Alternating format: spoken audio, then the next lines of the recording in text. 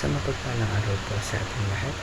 Ako po si Brian Lisa Mendoza at ito po ang aking daily devotion ngayong araw, November 27, 2024. Ngayong araw po ay ating itutuloy ang ating series which is about leading by example in the family.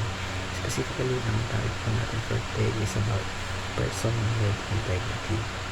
At ang ating talata po para sa araw na ito ay magagaling sa Philippians chapter 4 verse 9. Sabi po rito, whatever you have learned or received or heard from me or seen in me, put it in the practice, and the God of peace will be with you.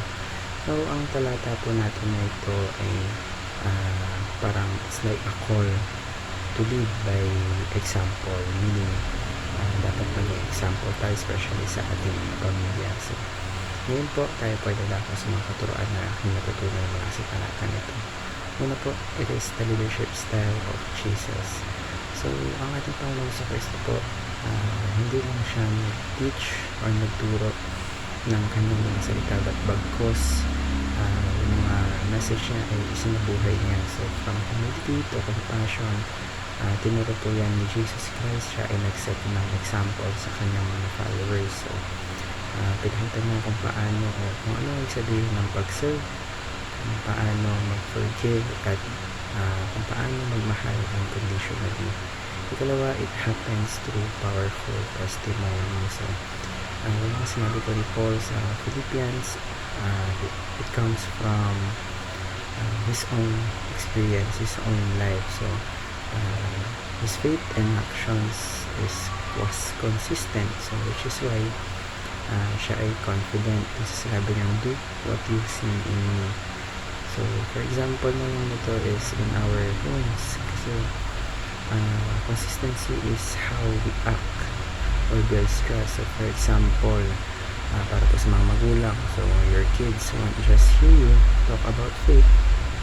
Dapat set ka na example, dapat nakikita sa'yo na you pray, forgive, and love even in hard times. Dapat hindi lang sa salita kundi sa gawa. Dapat kung ano yung mga tinuturo mo sa mga anak mo, dapat nakikita rin mismo sa'yo. And lastly po is it shapes the lives of the next generations. So, yung mga values will out impact the next generation far more than we imagine. So, our example becomes a guide for their character growth, yung faith nila, and yung mga decisions na maaari nilang gawin sa future. So, for example, in the family, meaning dapat intentional about how we model in faith in everyday life. So, whether through hard works, whether through kindness or devotion to God. So, dapat nagsisilbi tayong model sa araw-araw. So, paano po natin ma-apply ang mga turuan na ito? Ano po? Pass on the leadership style of Jesus. So, let's be intentional about living like Jesus. So, hayaan mo yung love mo, yung patience mo, yung humility mo na makapasok sa buhay ng pamilya mo. So, kapag in times of conflict, you can handle them with grace. So, when opportunities come to serve, let your family join you. Pakita mo sa kanila what it means to live like Christ. Ikalawa, watch your life and doctrine closely. So, in 1 Timothy chapter 4 verse 16, sinabi ko doon ni Paul on how to be mindful or how we live and what we teach. So, your life must align with God's word.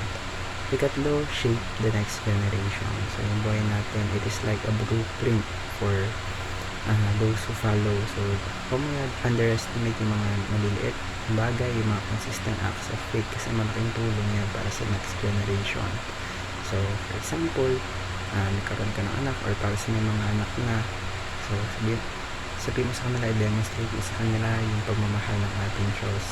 So, yung mga practice na to, it gives a lasting impression. So, marami po tayong natutunan sa araw na ito.